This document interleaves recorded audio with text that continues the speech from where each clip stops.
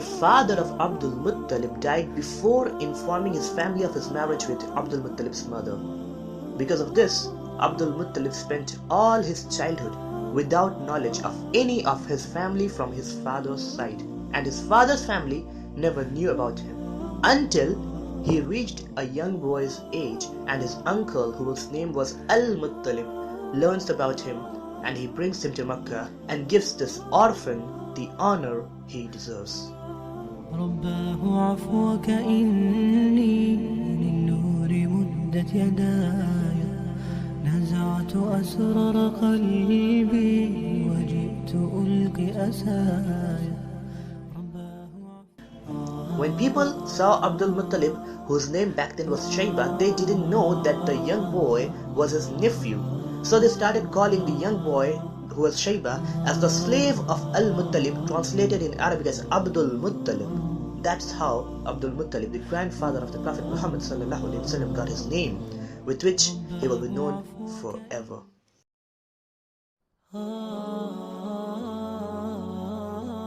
When his uncle died, a man named Nawfal, he unlawfully took hold of the rank of Al-Muttalib. Abdul Muttalib asked for help from the Quraysh to aid him against Nawfal, but each tribe denied to aid either of them. They said, "You two solve this issue among yourselves. Why should we, Quraysh, be included in this?" Then Abdul Muttalib wrote a letter to his uncles, to each of his uncles from mother's side in the tribe of Banu Najjar, and one of the uncles responded. He was Abu Saad bin Adi. Abu Saad bin Adi marched to just outside of Mecca with 80 horsemen, and when Abdul Muttalib went to receive his uncle, narrations say that Abu Saad said, "I won't see you until I see Nawfal," and instructed his horsemen to stay outside, and he alone entered Mecca to search for Nawfal. And where he found him? He found Nawfal in the shade of Kaaba, sitting with few old men who weren't able to fight. Now Abu Saad directly drew his sword and said, "I swear by Allah, if you don't restore my nephew what you have taken from him, I will kill you with the sword." But then Nawfal asked for help from the Quraysh who were around the Kaaba, but no support came for Nawfal. And Nawfal was forced to swear, with all the people of Quraysh being the witness, that he will give the rank of Al-Muttalib back to Abdul Muttalib.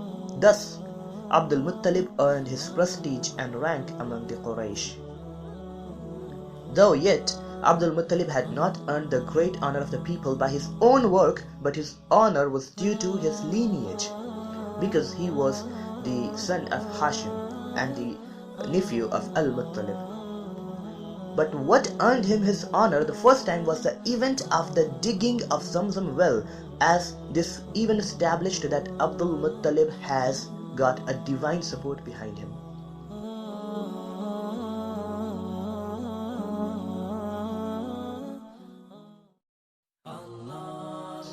One night, Abdul Muttalib saw a dream. In the dream, he received an order, what he believed to be a divine voice, to dig a particular place outside of Kaaba, and if he did so, he will find the well of Zamzam. He did that along with his son Abdullah, and people of Quraysh tried to stop him verbally. They said, "You are digging in the holy sanctuary where our gods rest, and this is a bad omen, this is a bad sign." But Abdul Muttalib heard no one and said, "I am instructed to do this by Allah." Until they found the Zamzam well, and along with the Zamzam well, they also found the treasure of their ancestors from the tribe of Jurhum, who once had to flee Mecca. They buried their treasure outside of Kaaba. Treasure included some swords, according to a narration 7 swords, and some armors and 2 deer of gold. The Quraysh then said they too had their right on the treasure because this is found from Mecca. But Abdul Muttalib said that I was the one who dug this, so I am the one who found this. I and my family are the holders of this treasure. So the matter was taken to an oracle who was a woman who was said to be possessed by jinn, and she threw an arrow, and they believed that a jinn moves this arrow. So the arrow pointed towards Abdul Muttalib, and he was declared the rightful owner of this treasure of Jurhum. Abdul Muttalib donated his treasures to Al-Kaaba, and the door of Kaaba was stamped with the swords and the 2 deer of gold. Also, the Zamzam well that was found started to be distributed among the pilgrims. Now the pilgrims started drinking the holy water of Zamzam, and thus the tradition of Zamzam was established.